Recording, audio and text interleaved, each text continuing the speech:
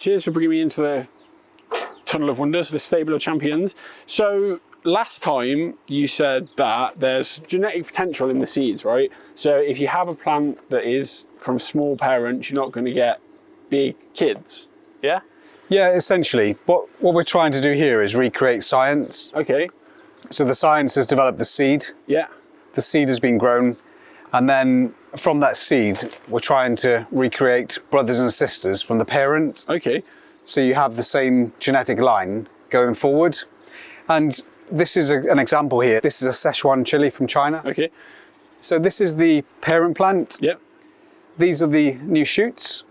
And then what we would do typically then is just cut off these clones of the parent plant. So literally I'm getting an exact copy of that plant. So it will be the same genetics. Okay. Everything, every characteristic about that plant is not being cross-pollinated. So it goes back to the parent line. Yeah. Okay. That makes sense. So we're literally cloning, as I understand it from like science fiction, it's identical. That sounds stupid, but like I'm just getting it clear. That's what it is, right? Yes, exactly the same. Nice. So what we did last year, Ian grew the world's heaviest bell pepper. Yeah. Which weighed 720 grams, which is, you know, the size of his head. Oh, sure. Yeah. So what I did there is I thought, wow, why don't we do some clones from the parent plant? And we've got 3 now, which we've managed to save. So we put a bit of mycorrhiza around the rooting cutting. So literally dipped it in, put it into rooting sponge, put some rooting gel around. Yeah. And literally they took probably 5-6 weeks in a heated propagator. So you need to ensure that there's a controlled, humid environment. The roots literally come out of where you cut them. Yeah. So this is the shoot. Yeah. So you take it off new shoots. You don't take it off the old wood because it's too woody and it's not going to root. Okay. So these are the new shoots with the new leaves. So you want it flexible, soft, supple, young sort of thing, like. You basically just need young shoots. And I think from what I've learned is that like the growing tip there, I couldn't take just a leaf as a cutting, right? It has to have this little bit there. Well, on some plants you can take like laurels, for example, you can take just a leaf. Okay. And it'll root. But with chili plants, for example, you just need the growing tip. Plants which are flowering, you don't take the flower, you just take the actual shoot. Okay. Because the flower has reached the end of its life, essentially. So these are just new shoots, and we can just, you know, you don't need a secateurs for these. You can just literally flip them with your fingers, and they're that supple. So I'm looking out for flexible stems, and then the growing tip as well, right? You're looking out for flexible stems, a growing tip, and sufficient depth for you to be able to take a cutting. So we'll show you now some of the clones. So this is the clone which has been in there since last October. Is that from? No, that's not from this one. This is from the world record chili. Okay, cool.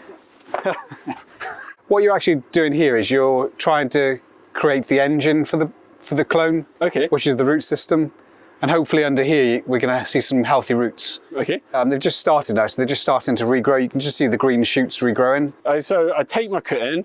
How long does it take for roots to form? Obviously we're using microgiant veg or rooting gel or a mixture of both. I'm sure you won't tell me your exact formula. There's no secrets. This is literally we tell you what we use. So microgiant veg, the rooting gel, to seal the cutting, and then literally just plant it into rooting sponges. On the bigger pots we've got a rooting sponge which is sticking up, so you can just see that it's been cloned. But this is just an example here of you can see the roots. So you know now that the plant is growing. So once you see the roots, that's the engine of the plant, and that's going to form then some green shoots. How long would it take to get those sort of roots? This is taken probably 6 to 8 weeks. Okay. Is it different for different plants? I think it's different for softer wood, so these are slightly harder. Okay. So they take a little bit longer. Generally, you know, 3 to 4 weeks you can get some cuttings. And you're just tipping the odds, or we're tipping the odds in our favour by using the additives, by using the rooting sponges, and by having a propagator as well. Yeah, well, the propagator helps. You've got the mycorrhiza, which inoculates, provides bacteria and health for the emerging plant. Cool. And that gives it a healthy head start to it. It's just having a little tonic for his start in life. And then essentially just how you grow it, you either grow it in soil, in a tub, or you grow it in a hydroponic system.